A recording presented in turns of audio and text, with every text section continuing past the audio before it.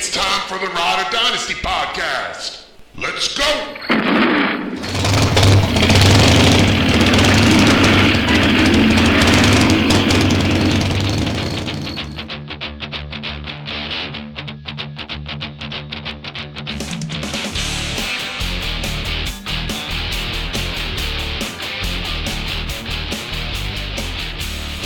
Good evening, Riders! Welcome to the Ride or Dynasty pod number 35, where we are coming to you a day early in honor of Thanksgiving. And thinking of John Wayne, I dare say, take it easy, dare pilgrim. Eric, do you even know who John Wayne is? The name sounds familiar. What is your favorite Thanksgiving food? I'm a very pro-turkey guy. I'm actually super pro-turkey 365 days of the year. It's the best meat, period. It's also the best Thanksgiving food. Oh, my God. All right. So Yeah, I annoy a lot of people with that take. But yeah, you do, and you just annoyed me. So remember, give us a follow on Twitter, especially if you love turkey. We're at Ride or Dynasty. You can like and subscribe our pod. If you leave a review, we promise to read it. Now, Eric, this is number 3 for you, correct? 4, I think. Yeah. 4? Yeah. Oh, my goodness. Have you received any feedback on your performances so far? I have not. No word from the Emmys or the Oscars? No, I'm not sure what to think of that. I don't know if I'm just, I don't know if I'm annoying too many people or if I'm not annoying enough people. Yeah, it's probably somewhere in between. But speaking of buzz, someone who is getting a lot of buzz lately is Ryan Bickerstaff, who is going to give us a Devy debrief about a prospect that you need to know. Then Eric and I are going to take a look at this past week's results.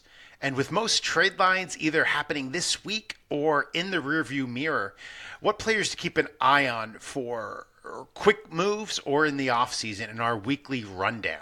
Then we're going to take a trip to my favorite place in the world, Klos's Korner. Finally, we'll hit you with all the news you need to know. JJ, are you ready to deliver, or are you still tilting from this weekend? Man, I think you would know I got tied up in some league drama, which might be an understatement. And I had some major bye-week blues, but I am ready to go. And looking at my watch, it is time for our own Devy Dirtbag to deliver his Devy debrief. Ryan, take it away. Hey Riders, coming at you with another Devy debrief. This week's report is on somewhat of a forgotten man in the class of 2020. This is a 5'10", 218-pound redshirt senior running back with the burst, speed, vision, physicality, and receiving ability to be a stud at the next level. So, why is he so seldom talked about? Of course, I'm talking about Vanderbilt running back Vaughn here. The Nashville native had an incredibly successful high school career, which saw him rush for 2,646 yards and 45 touchdowns in his senior year alone. Vaughn was consensus 4-star recruit, Mr. Football Tennessee, and the Gatorade Player of the Year in 2014. He began his college career at Illinois, seeking early playing time. As a freshman, he found it, rushing for 723 yards and 6 touchdowns on 157 carries against Big Ten caliber defenses. He also added 16 receptions for 119 yards. As a sophomore, the Illini saw a shift in offensive scheme, and Vaughn didn't see the same amount of work, so this led to his transfer back home to play for the Vanderbilt Commodores. It's also worth mentioning that Vaughn was a Big Ten All-Academic during his time at Illinois. As a transfer, Vaughn had to sit out a year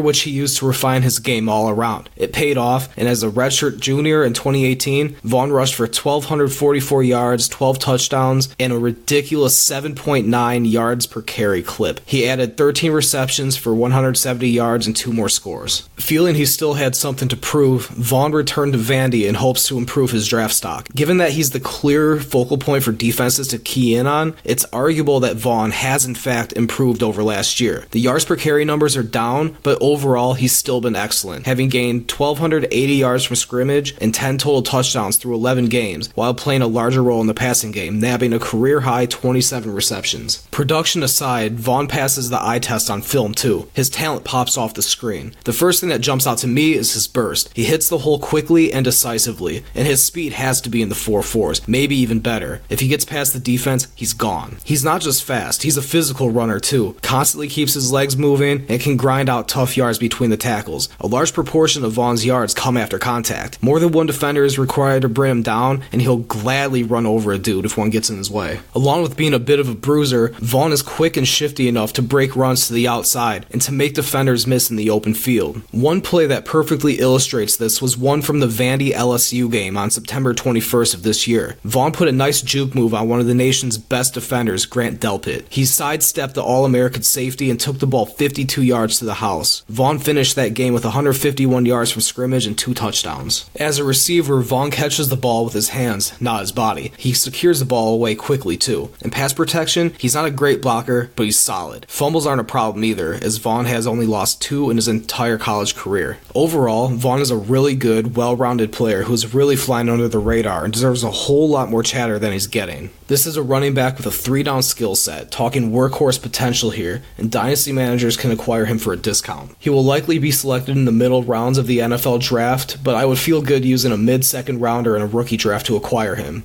Well, that'll do it for me here. Catch you next week in the next installment of Devy Debrief. Keyshawn Vaughn. Wasn't that the pitcher from Major League? JJ, I believe you're thinking of Ricky Wild Thing Vaughn. No relation. Well, I love hearing when people talk about the high school stats of stud running backs.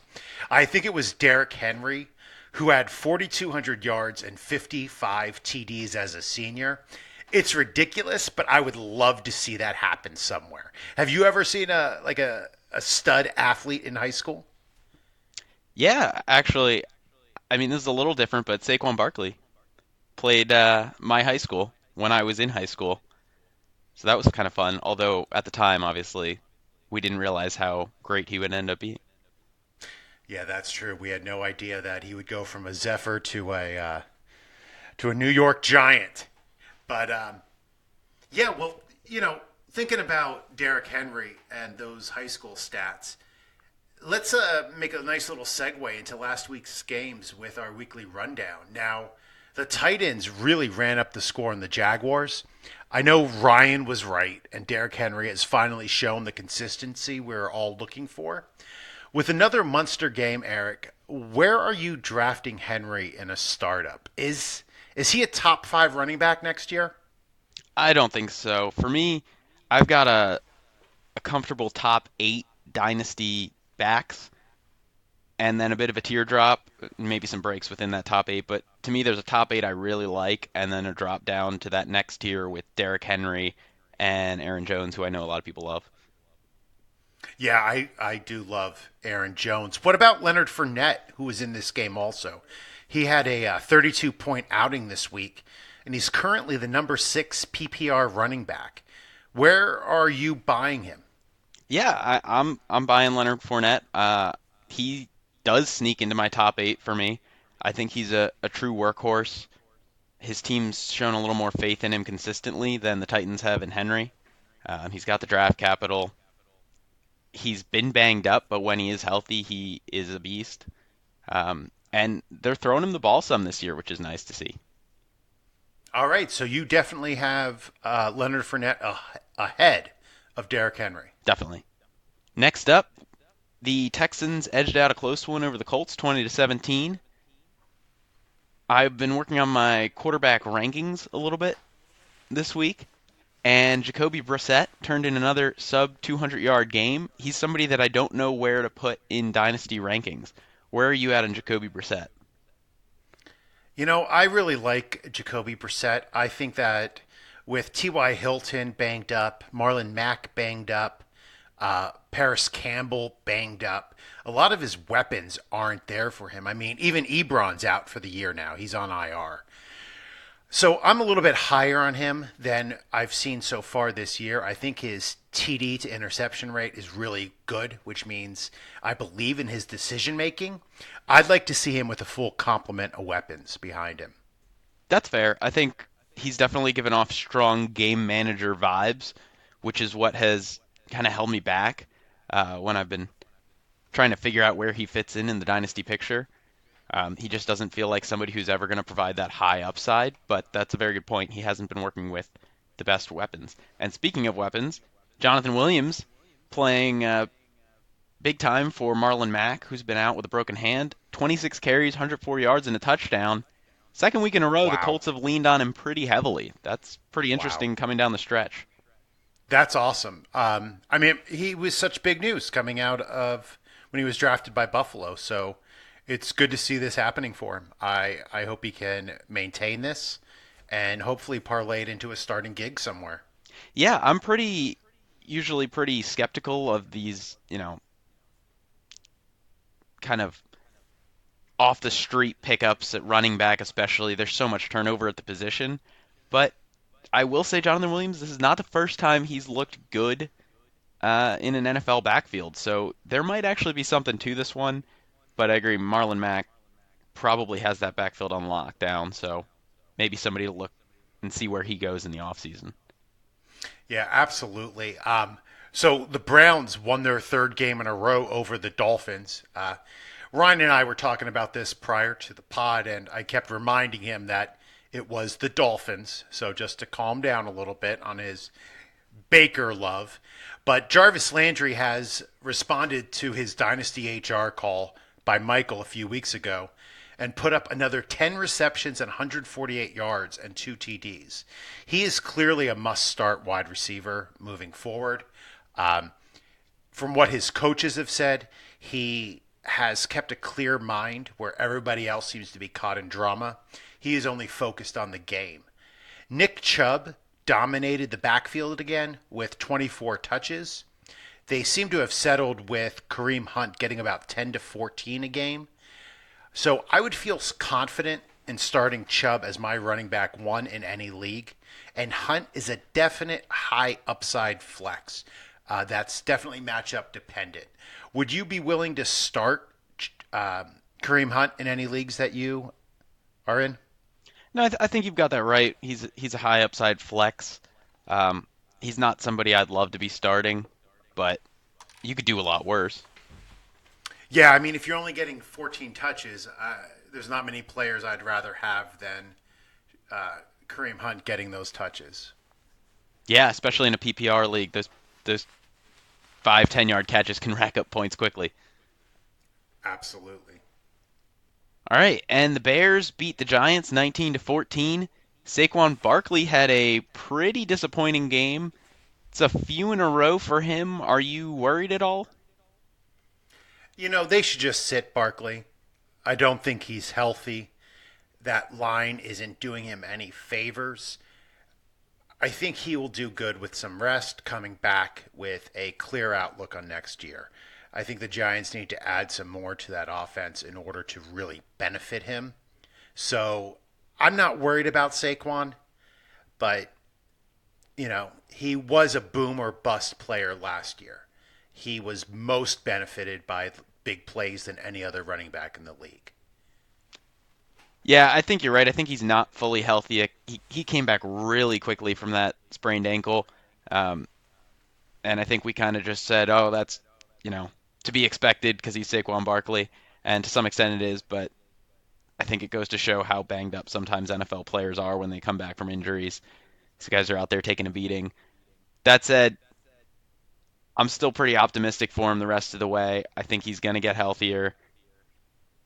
Like you said, he's always a big play away from a big game. Um, I'm still excited for him down the stretch. And if not, I'm willing to trade you for him. Yeah, no, I've got him in a few leagues, and I can pretty much guarantee he's the one guy I have no plans of trading.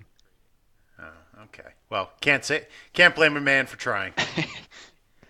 On the other side of things, David Montgomery, another young running back, he's been a pretty big disappointment this season as well, but he doesn't have the a season of spectacular performance to kind of cover that up. He's currently averaging less than 3.5 yards per carry. Ouch. Yeah, that really hurts. I'm a little bit concerned about him, but on the bright side, he has had the lion's share of the carries the last few weeks. That offense might just be too much for him to overcome right now. I mean, it's shocking that in a high-powered Trubisky offense that somebody can't put up massive running back numbers. But yeah, Trubisky's horrible. I don't know if Nagy's the answer there as head coach, but I would give David Montgomery a little bit of breathing room with what they've been putting out this year. Tariq Cohen is getting some play as wide receiver. He is definitely putting up some stats. So, David Montgomery isn't really getting the opportunity to be a full three down back. No, that's true. But I like that they're at least giving him the carries, and his share of the running game has grown over the season as the season has gone on. I wasn't a huge David Montgomery fan coming out of college, but I don't think you can hold his low yards per carry against him at this point in the season. Absolutely not. Yards per carry is probably the worst predictor of running back success. It is so dependent upon, where they're getting hit initially. I mean, he might be only getting 3.5, but is he even getting a yard before the first guy hits him? I don't think that offensive line is doing him any favors, and nobody's worried about Trubisky. 100% agree. And a lot of really good running backs have had rough yards per carries in their first seasons. Not saying that David Montgomery is either of these guys, but Melvin Gordon has historically been a really low yards per carry guy. Le'Veon Bell got off to a really slow start in that department to his career. So I think you got to just be patient and realize the situation can change. Absolutely. We were just talking about Leonard Fournette a little bit ago. He has put up low yards per carry every year, but he's really kind of picking it up now. I think yards per carry is more of a reflection on the offense than it is the player. Speaking of rookie running backs, the Jets put a wallop on the Oakland Raiders. The Raiders did absolutely nothing. Waller, Jacobs, Carr, sad showing overall. David Carr got benched. Is that something that worries you? It would worry me if I owned David Carr anywhere and was reliant on him. I don't think that's the case, and he's kind of in that meh tier. Kind of around where I was. I mean, I already mentioned I was working on my quarterback rankings this week, and there were just so many guys who they were just Meh. so unexciting. I was so disappointed by quarterbacks as a whole. It was like there were like 10 guys I wanted, and then a whole bunch of meh where I just don't have a lot of faith in their upside. Carr was one of those guys, so I'm not too exposed to him, and I'm not too surprised, I'll say. I will say if you had too many shares of Carr, you probably wouldn't be on this pod right now because I would have judged you harshly. But yeah, looking at Sam Darnold, he had a very good outing, 331 yards, 3 total 2 TDs. Robbie Anderson scored a TD, but Jamison Crowder was down in his receptions. I'm not really sure. I mean, putting up 34 points, I would have thought Jamison Crowder would have had a great week, but I'm not sure who's showing up every week on this offense. So, although I might be the only one who owns wide receivers on the Jets, I may be avoiding wide receivers on the Jets going forward. But as a homer moment, I am psyched about another win for the Jets. I know we dropped back in the draft. Whatever. Couple more care. years of Adam Gase. Yeah? Yeah? Oh, I hate you, Eric. I hate you so much. With a fiery, fiery passion of 1,000 burning infernos. You're next. Take this away. Moving on. The Seahawks beat the Eagles 17-9. That was a game I was excited about. Rashad Penny had 14 carries for 129 yards and a touchdown. Big breakout game for him. Chris Carson, only 8 carries, fumbled twice on back-to-back plays, weirdly. Is that backfield going to shift? Is it Rashad Penny's moving forward? Is it a split? Man, I love Chris Carson. Like, I really do. But he looked horrible on those 2 carries. I didn't know what was going on. It didn't look like the Chris Carson I thought I knew. Rashad Penny had a couple breakout runs. He was chugging down that field. I didn't think he was going to make it to the end zone, but he did. So I am happy for all the Penny owners out there. I had tried to pick him up on the cheap, as I'm apt to do, much to the chagrin of owners in my league, I guess. That's another note for another day. But I haven't been able to pick him up. But hopefully there is a shift going on. What do you think? I'll be honest, I loved Rashad Penny coming out of college.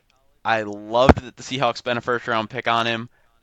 But Chris Carson's had a surprisingly tight stranglehold on that backfield. He's got 6 20 carry games this season. I think Pete Carroll really loves him. And I did like that they went right back to Carson after the fumbles.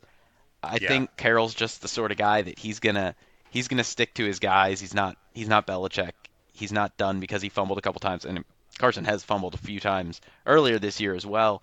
So there's definitely some risk of Penny stealing carries in the future, but I don't think Penny's gonna kick him out. I think Carson's gonna be still a reliable player down the stretch. Absolutely, I agree 100%. Meanwhile, Carson Wentz looked pretty brutal in this game. Oh, horrible. I like to rip on Carson Wentz, but I will give him the benefit of the doubt a little bit. He was throwing to Greg Ward and JJ Arcega-Whiteside, who has looked pretty rough to start the year. He's been very disappointing, had a golden opportunity on Sunday, was getting outperformed by a former college quarterback in Ward. I'm worried about him. Wentz, on the other hand, I think this is just a case where Wentz may not be fully to blame for this game, but you're starting to see maybe the expectations reset on Wentz. I think he's somebody. I got to go on my anti-Eagles rant here. I know I'm biased, but Carson Wentz has been overrated his whole career. He didn't have that great of a rookie season, and it seemed like everybody kind of crowned him as the next big thing. His sophomore season, he was great, but it was a pretty unsustainable touchdown rate, and he's been a good but not great quarterback since then. I think we just need to reset expectations a little bit on him. Carson Wentz is by no means a bad quarterback. He's just not this elite franchise quarterback like Pat Mahomes, like Deshaun Watson. Let's scale back our expectations a little bit. Maybe he's more in the Matt Stafford tier. And there's nothing wrong with that. No, there's absolutely nothing wrong with that. I'm not a big Carson Wentz fan. I think Dak Prescott is the superior quarterback, which of course angers every person within 20 miles of my house because we are firmly within Eagles territory. What impresses me the most about the Eagles offense is the fact that every single announcer says JJ Arcega-Whiteside correctly. And it's an amazing fact that people accept the Catalonian Arcega instead of saying Arcega. I don't know. I can't imagine the broadcasters of yore, like John Madden, would never have said Arcega-Whiteside. Yeah, I was pretty surprised. This might be the first time I actually learned the correct pronunciation from a broadcast. Yeah, it's wonderful. It's actually like people embracing culture. Viva la difference. That's beautiful. Thank you. Yeah. Anyway, so the Buccaneers trounced the Falcons. Jameis Winston put up 341 total yards and 3 TDs. I do not trust him at all. I have him in a couple leagues, and I feel dirty every time I go to start him. But, Eric, it's time for a little bit of trivia. Not really trivia, but just a couple questions for you. So Mike Evans and Chris Godwin are currently 2 and 3 in PPR scoring. They're number 2 and number 3 on the same team in PPR scoring. Now, how often do you think the two of them finish in the top 24 this year? So how often do Chris Godwin and Mike Evans, who are 2 and 3 overall in PPR scoring, how often do you think they finish in the top 24? I own them both in a few separate leagues, so I know this is a low number. I'm going to say once. It's actually 3 times. Okay. Only 3 times have they finished in the top 24 at the same time, which I think is astounding.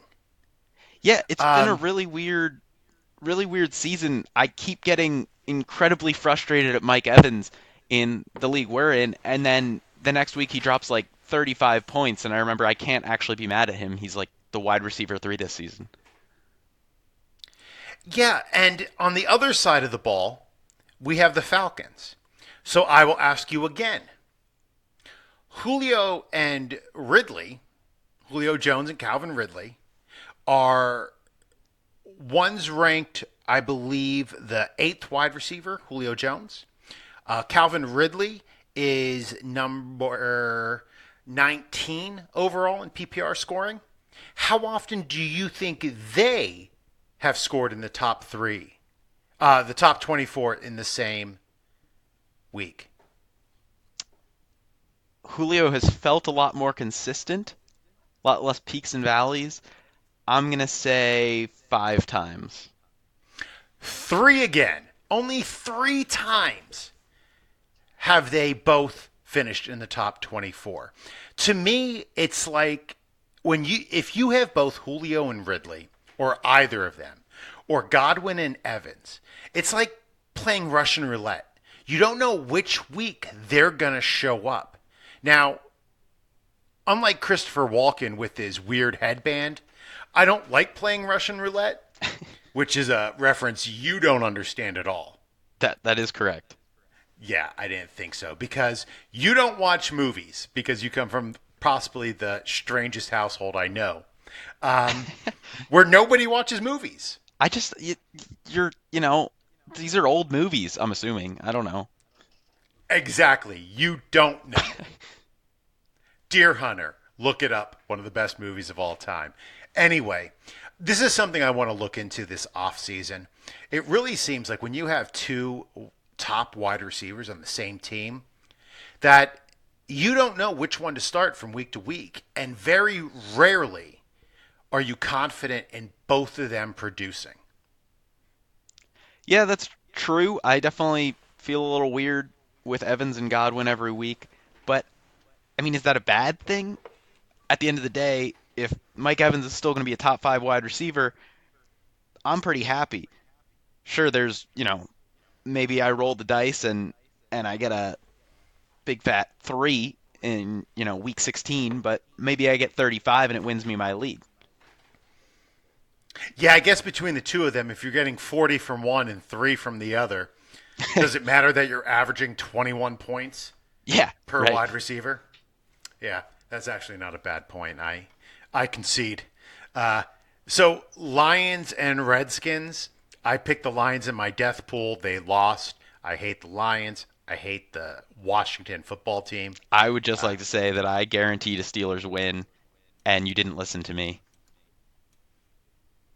Yeah, whatever. I still hate you. So go on. You can have the next one. All right, the Saints eked out a close one over the Panthers, 34-31. Kyle Allen bounced back, 23-36, 265 yards, 3 touchdowns. Feel like we're bouncing back and forth on him every week. I'm still a little skeptical, I have to say. No trust. Yeah. No trust in him. I don't think that one's going to last. Christian McCaffrey, on the other hand, that is going to last. 31 touches, 133 yards, 2 touchdowns. That dude's just been on fire all season. It's not even just the season. It's unfair to say that. He's been an absolute beast since he's entered the league. I think a lot of people are putting him over Saquon Barkley.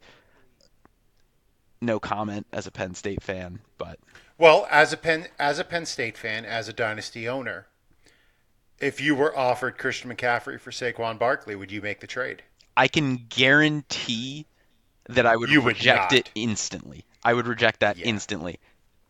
I can admit that a lot of that is because my heart was in it. If I didn't just, love Saquon so much, I still don't know that I would make the deal because I think he's the more talented player. Understood. I couldn't argue either way on that. Yeah, that's one you're in pretty good shape either way. If you have Christian McCaffrey or you have Saquon Barkley, don't trade them. Fair to say. DJ Moore, on the other hand, 6 catches, 126 yards, and the big news, 2 touchdowns. We told you last week his touchdowns haven't been there. They're going to come. Put up 31 points this week, so we hope you listened. Nice. I mean, good luck getting him after the second round in any kind of startup now. He's pretty locked in and up there, I think. Yeah, I mean, he's only 22 years old. He's a number one wide receiver, even with a on-again, off-again backup quarterback who can't seem to be consistent. I love DJ Moore, but I would be remiss to not mention Ryan's love of DJ Moore. Yeah, we got to give credit where credit is due, so keep that in mind every time you're listening to his Devy picks. This is the man that brought you DJ Moore. He is the man solely responsible for DJ Moore's success. Single-handedly created DJ Moore. He has worked with him on routes. He is the man feeding him the balls on the jugs machine. He is the man to go to. You were talking about Saints and Panthers. If I can interject my love for Michael Thomas. Michael Thomas is an absolute stud. He was my number one wide receiver in the offseason. I love Michael Thomas. All he does is produce.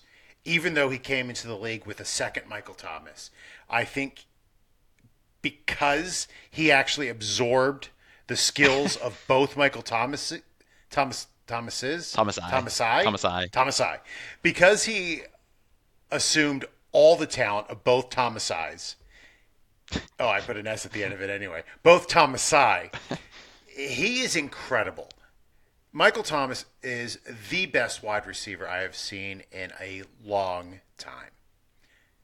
Would you trade any wide receiver for Michael Thomas straight up? No. Is he your clear number one? Yeah, he's my clear number one. I'm a big Odell Beckham stan, but You are. yeah, I love Odell, but Michael Thomas I think is a lock as the wide receiver one at this point. Yeah, he's got to be. Steelers-Bengals, who cares? That was a horrible game. Mason Rudolph got benched. Thank God. Yeah, let's move on. Buffalo versus the Denver Broncos. Josh Allen has 20 fantasy points, but this is his last easy defense. So pay attention to what Michael said last week and try to fade him. If you still have trade time, get rid of him. He put up 20 points. Maybe you can get something. Devin Singletary finally got more carries. 21 carries, 105 yards. He is a legitimate NFL back. And, of course, Smokey Brown. And I'm going to, you know what? This is my greatest hits. If this is a concert, I'm doing all of my greatest hits. I said this on our first podcast. John Brown is a stud wide receiver. He scored another TD. Get him on your roster and start him every week. He is amazing. I love John Brown. Yeah, I've got nothing bad to say about him. You're lucky. So, Eric, looking at last night's game, 49ers versus the Packers, that travesty of a game. Besides Kittle, I know the 49ers are dominant. Are you starting any 49er on a weekly basis? Week in, week out, probably not. But I like Sanders. I like Debo as flex plays. I think they can both have some big games. They've both had some 20-point showings the last few weeks. So I think there's plenty to go around there. I do think my concern with Shanahan is always he spreads the ball around so much. They seem like they have like 20 young wide receivers. But that said, I'm a big Debo fan. Sanders has proven that I think there are some points to be had there on a weekly basis. I wonder if anybody's ever made the Debo-Devo combination. Do you know Devo with the song Whip It? Whip it. Whip it good. I'm not really sure what's happening right now. God damn it. You are so young. You are so young. Ryan wouldn't get that, but possibly Michael Klos would. And speaking of Michael Klos, it is time to turn your GPS on, put in the coordinates of my favorite place to go. Can you tell me how to get to Klos's Corner? Take it away, Mike. They got their corner, I got mine. This is my corner. Well, I'm standing on a corner. I want my corners. Thanks, guys. You heard the intro. Welcome to Klos's Corner with me, Michael Klos. To keep the Thanksgiving theme going, I'm excited to tell you what I'm thankful for. My family, my friends, of course, this podcast, all top the list. But you know what makes me really thankful, truly thankful? Fantasy football managers who don't get bent out of shape at fantasy experts, analysts, or other podcasters when predictions don't pan out, or that hot tip you thought you got really just falls through. Now, I'm on Twitter and Reddit for fantasy more than I'd like to admit. Myself, I like to cycle through a lot of the content creators' statistics, trends, facts. You know the drill. You probably do it too. I listen to a variety of podcasts ranging from wild to maybe a little bit more conservative. Maybe that's like you too. Now, while it's true that some podcasters base their decisions just on their gut feelings, while many others make their lineup calls on the best available statistics, sometimes a little bit of both, there are two important things to remember.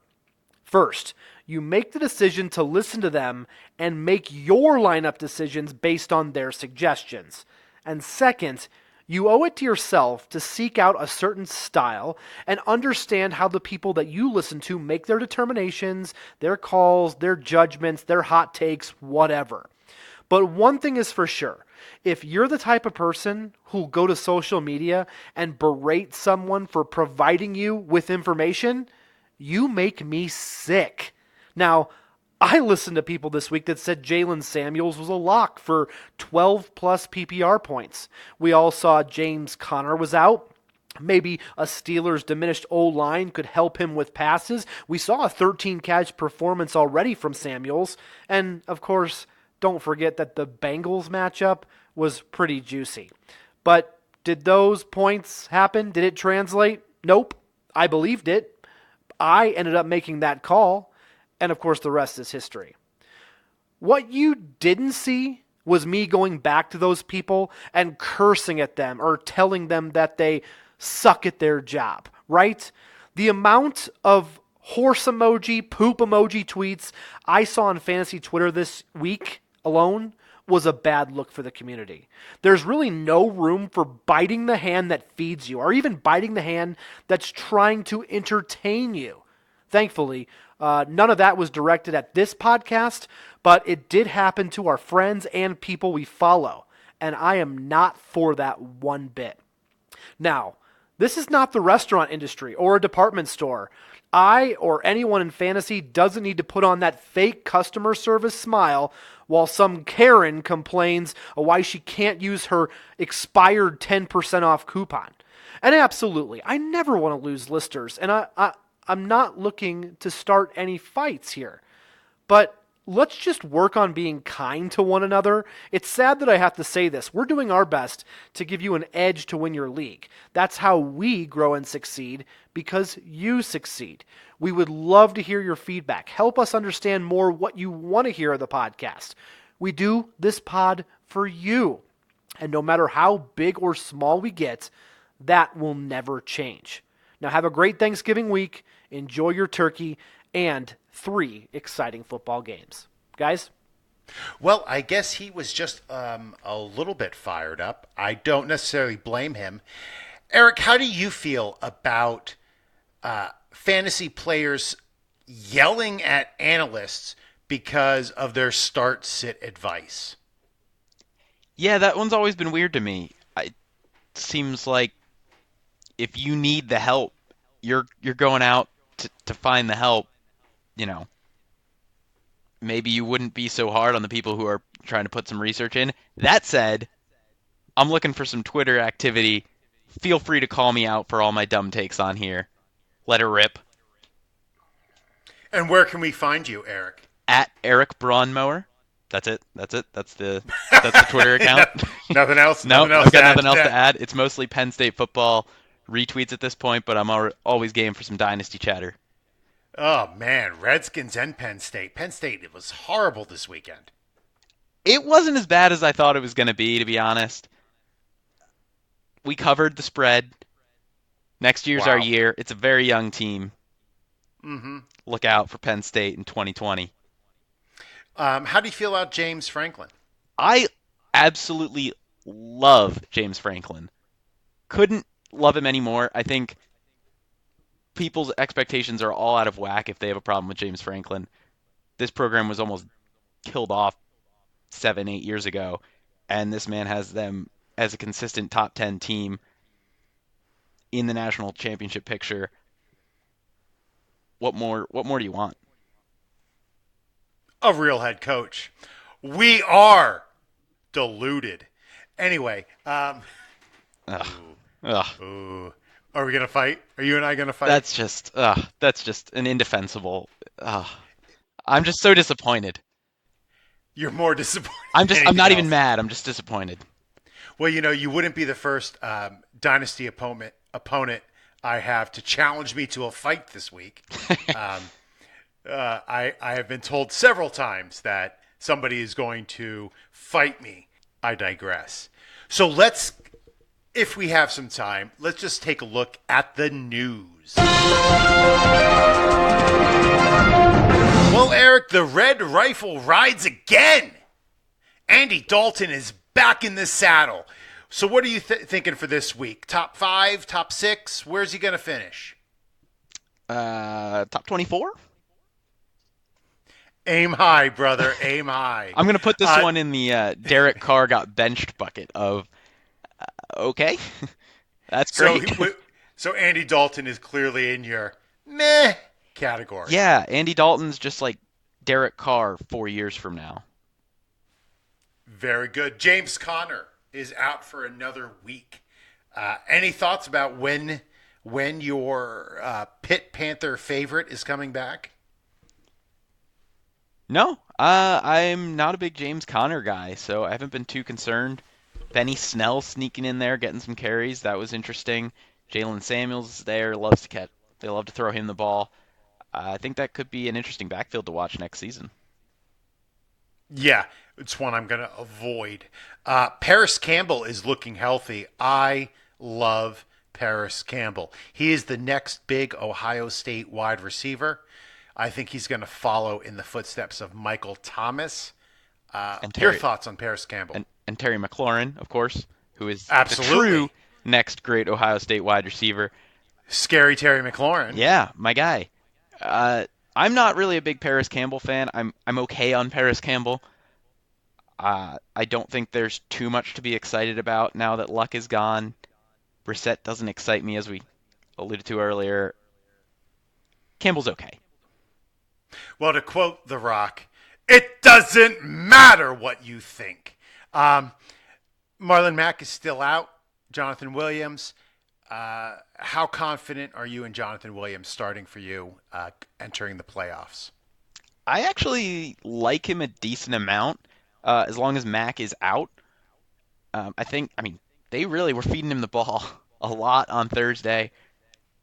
And if you're in a pinch, I think it's one of those things where obviously you're not starting Jonathan Williams over, Leonard Fournette, Mark Ingram, Aaron Jones, somebody who's been consistently performing for you all year. But, if it's between Jonathan Williams and James White, yeah, go with Jonathan Williams. He looks like a workhorse back for the time being. All right. Speaking of workhorse backs coming back from injury, Chase Edmonds is back. Should we be starting him or Kenyon Drake or David Johnson? Eek. That's a little messy there. I like Chase Edmonds. I think at their price, I'd rather own Chase Edmonds than those other two. Not that I would prefer him outright, but I'm not a big Kenyon Drake fan. David Johnson has looked rough, and I think is going to cost you a lot more than Chase Edmonds. So Edmonds would be my guy.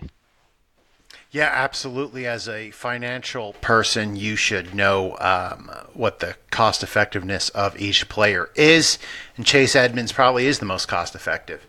Per NFL.com, the Chiefs are optimistic that Tyreek Hill will return versus the Raiders. Does it matter? For the game, probably not. Although the Raiders have been playing decently this year. Well, up and down. Who knows what to think.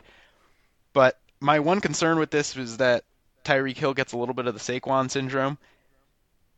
Again, you see players rush back sometimes, and they're not always 100%. I think that's the sort of injury where you could see it impacting him down the stretch, and we're coming into the part of the season where you need Tyreek Hill week in and week out, and you can't afford to leave him on your bench. So it's a little risky, a little scary. For those of you in IDP leagues, Charger safety Derwin James is designated to return. Are you picking him up or putting him in your starting lineup? Yeah, I think he's somebody that if I have him, I'm playing him. Yeah, I love Derwin James. Now, there's not a whole lot more out there. We have a couple Thanksgiving matchups coming up. Anything you're excited about? Yeah, I think this Bills-Cowboys game should be interesting. That's kind of my favorite of the Thanksgiving matchups.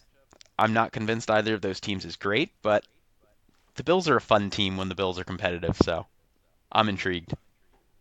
Cowboys win by 20. Pats versus the Texans. Is that going to be competitive? I don't think the Pats offense looks good enough to really blow anybody out these days. And I certainly can't imagine anybody blowing out the Pats with the way their defense has been playing. So, yeah, that should be another good game. Pats win by 20 points. Seahawks versus Vikings on Monday Night Football. Ugh, I don't even care. Do you? Yeah, come on. Russell Wilson, Dalvin Cook, Adam Thielen. Oh, actually, maybe not Adam Thielen. Stephon Diggs. Lots of talent. Kyle Rudolph. Well, you know. David Moore. I was a big David Moore fan for a little while. Yeah, no doubt. All right, well, I can tell by my glass of Jameson that we have finished this round of the weekly rundown. But, you know, give us a follow on Twitter at Ride or Dynasty. You can follow Eric at Eric Braunmower. And feel free to hit us up and let us know if there's any topics or players you'd like to hear us discuss. We're always open to some ideas. Yeah, you can follow me at JJ Wenner. Like and subscribe our pod. If you leave a review, we promise to read it. Hey, guys, have a happy Thanksgiving. I'm thankful for each and every one of you who gives us a listen. Thank you for your time. Eric, do you want to say goodbye? Yeah, I'm going to just kind of repeat everything JJ just said. Thanks for all of our listeners. We love you all. And I'm going to go watch some Rams-Ravens and get myself a beer. Peace out. Have a great night, everybody. Both drinks.